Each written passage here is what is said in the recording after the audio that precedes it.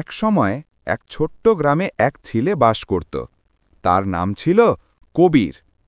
কবির খুবই গরিব ছিল, এতটাই গরিব যে তার পকেট প্রায়ই ফাঁকা থাকত। তার জুতায় ছিদ্র, স্কুল ব্যাগ ছিল ছেঁড়া, আর অনেক রাতেই সে না খেয়ে ঘুমিয়ে পড়ত। কিন্তু কবিরের ভেতরে এমন এক জিনিস ছিল যা বাইরে থেকে কেউ দেখতে পেত না, আর সেটা ছিল তার স্বপ্ন।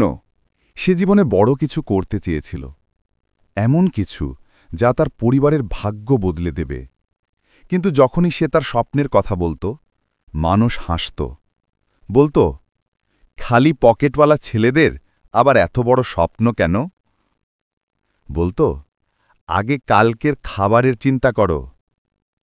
কথাগুলো কবিরকে খুব কষ্ট দিত, কিন্তু গভীর বিশ্বাস ছিল তার, আজকের পরিস্থিতি কখনোই তার ভবিষ্যৎ হতে পারে না।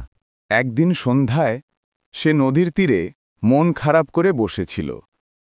তখন এক জ্ঞানী বৃদ্ধ শিক্ষক, গুরুজি, তাকে দেখে বললেন, কেন এত চিন্তিত বাবা?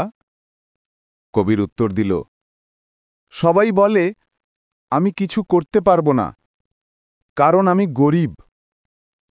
গুরুজি মৃদু হেসে তাকে একটি আয়না দিলেন। গুরুজি বললেন, এতে কি দেখছ? নিজেকে। তোমার চোখে ব্যথা দেখো? হ্যাঁ। আর ব্যথার পিছনে আগুন? কবির আবার মনোযোগ যে তাকালো। আয়নার গভীরে সে যেন এক শক্তি জ্বলে উঠতে দেখল। গুরুজি বললেন, এই আগুন তোমার স্বপ্ন, তোমার বিশ্বাস। মানুষ এই আগুন নিভিয়ে দিতে চাইবে, কিন্তু তুমি একে লালন করবে। প্রতিদিন নিজের কাজ দিয়ে তোমার আয়নাটা পরিষ্কার রাখবে। কথাগুলো কবিরের হৃদয়ে গেঁথে গেল। সেই দিন থেকে কবির বদলে গেল। যেসব বই পেত পড়ে ফেলত, ভুল থেকে শিখত, পড়াশোনার পাশাপাশি বড় স্বপ্ন বুনত। তার মা অসুস্থ ছিলেন, ঔষধ কেনার টাকাও থাকত না। তার বাবা সারাদিন মাঠে শ্রম দিয়েও প্রয়োজন মেটাতে পারতেন না। কবির সিদ্ধান্ত নিল, নিজেকেই পরিবারের ভাগ্যের পরিবর্তন হতে হবে। কবির সকালে স্কুলে যেত, বিকেলে চায়ের দোকানে গ্লাস ধোয়া, রাতে মেকানিকের দোকানে কাজ শেখা, গভীর রাতে পড়াশোনা। দিনের পর দিন কবির খাটতে লাগল। অভাব, না খাওয়া, ক্লান্তি কিছুই তাকে আটকাতে পারল না। বছর কেটে গেল। কবির জমাচরা টাকা দিয়ে গ্রামে একটি ছোট মোবাইল মেরামতের দোকান খুলল। তারপর ধীরে ধীরে দোকান বড় হল, গ্রাহকদের সম্মান করতে শিখল, প্রতিটি টাকা বুদ্ধিমত্তার সঙ্গে বিনিয়োগ করল। পরে খুলল ইলেকট্রনিক্সের দোকান। এরপর নিজেই মোবাইল অ্যাক্সেসরিজ ব্র্যান্ড তৈরি করল। যারা একদিন তাকে নিয়ে হাসত, আজ তার অফিসের সামনে চাকরির জন্য দাঁড়িয়ে থাকে। তার মায়ের চিকিৎসা হল, বাবার কাঁধ থেকে বোঝা নামল।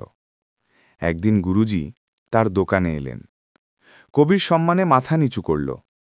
গুরুজি বললেন, দুনিয়া গরিব ছেলেদের ছোট করে দেখতে শেখায়, কিন্তু যারা বড় স্বপ্ন দেখে তারাই ইতিহাস বদলায়। ভাগ্য পকেটের টাকা দিয়ে মাপা হয় না, মাপা হয় হৃদয়ের বিশ্বাস দিয়ে। গল্পের শিক্ষা, তোমার অবস্থা যাই হোক, স্বপ্ন ছোট করো না। মানুষ তোমাকে থামাবে, কিন্তু তুমি থেমো না।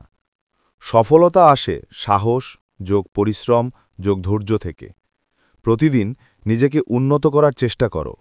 একদিন তোমার গল্পই অন্যের অনুপ্রেরণা হবে।